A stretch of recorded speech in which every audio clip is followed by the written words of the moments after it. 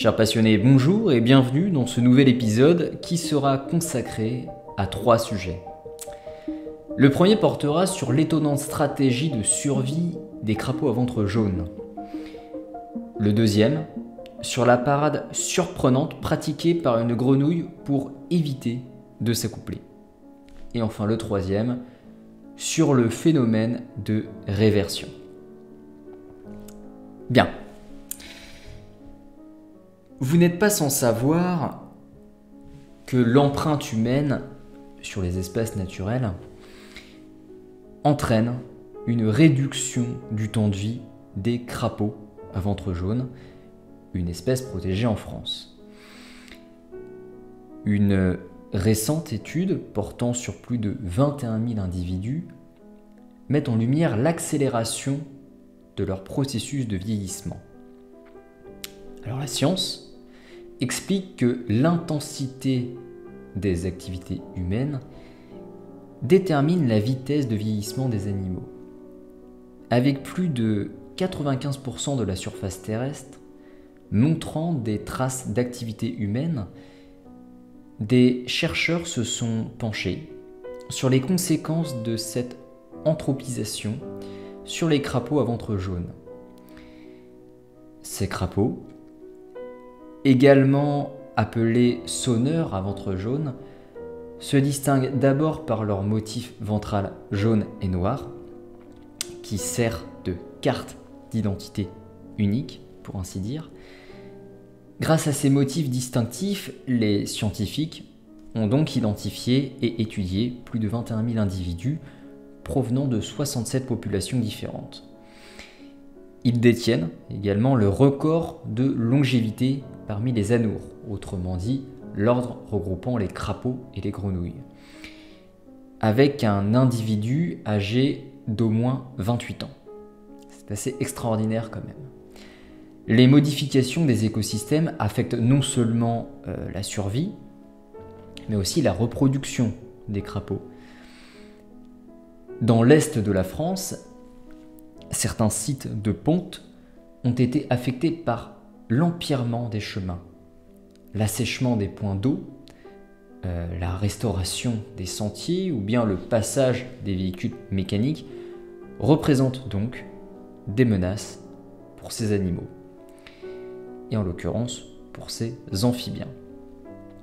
Alors en observant ces crapauds pendant plusieurs années, eh bien les chercheurs ont découvert un phénomène plutôt intéressant et rare de réponse évolutive à l'anthropisation de l'environnement, autrement dit aux fortes influences humaines.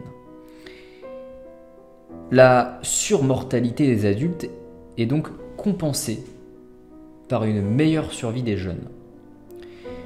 Ce mécanisme accélère donc le processus de vieillissement, ce qui favorise le renouvellement des générations. D'ailleurs, le phénomène de recrutement compensatoire a déjà été examiné chez les plantes et certains animaux en réponse à des maladies, notamment chez le diable de Tasmanie, donc un animal sujet aux tumeurs faciales. Toutefois, c'est la première fois qu'il est observé en réponse à l'anthropisation de l'environnement.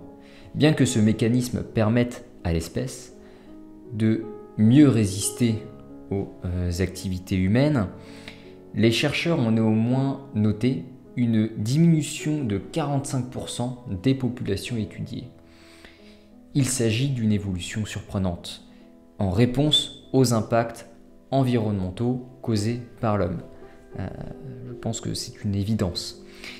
Alors que les choses soient claires, cet épisode n'est pas un programme ni une revendication. Le rôle de la science d'ailleurs n'est pas de dire ce qui est bien ou mal, mais simplement de nous partager une cartographie du monde la plus nette possible. Après, libre à vous de vous faire un avis sur le sujet. Passons à présent au deuxième sujet. Sachez que certaines grenouilles ont trouvé une stratégie inattendue pour éviter l'accouplement. Chez les grenouilles rousses européennes, l'accouplement n'est plus systématique, puisqu'une récente étude scientifique met en évidence un comportement d'évitement chez les femelles de cette espèce.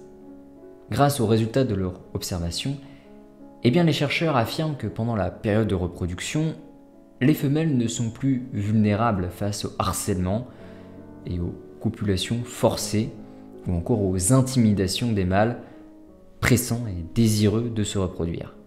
Grognements, tentatives d'esquive par roulade, les grenouilles rousses vont même jusqu'à simuler la mort pour maintenir à distance leurs éventuels partenaires.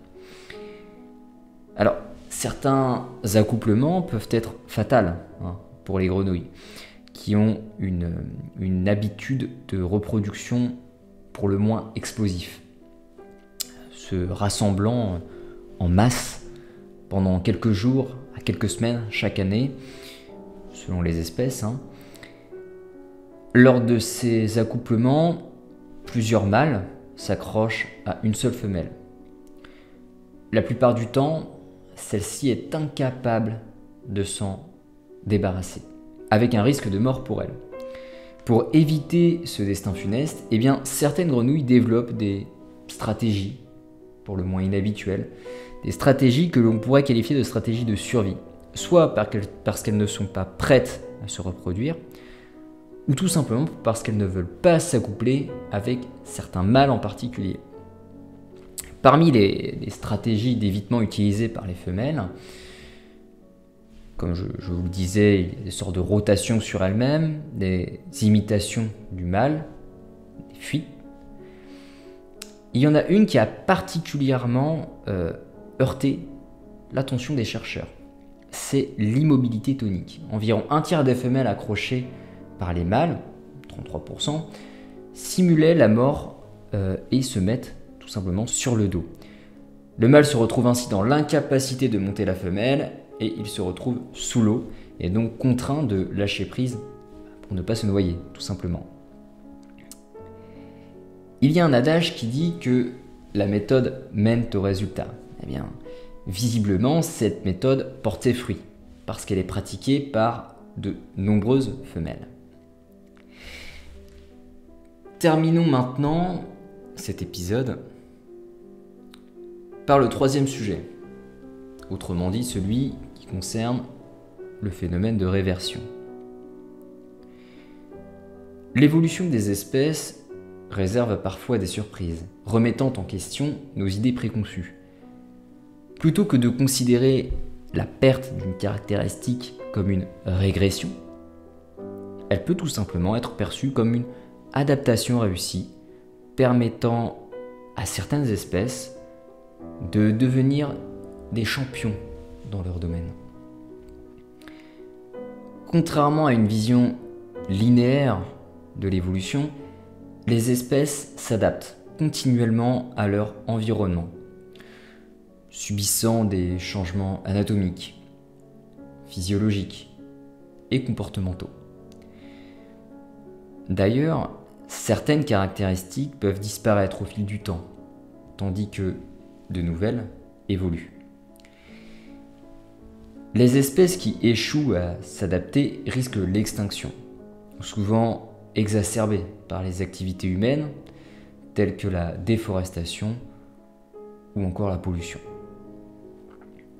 La réversion génétique est un phénomène fascinant où des caractéristiques perdues réapparaissent suite à des mutations génétiques.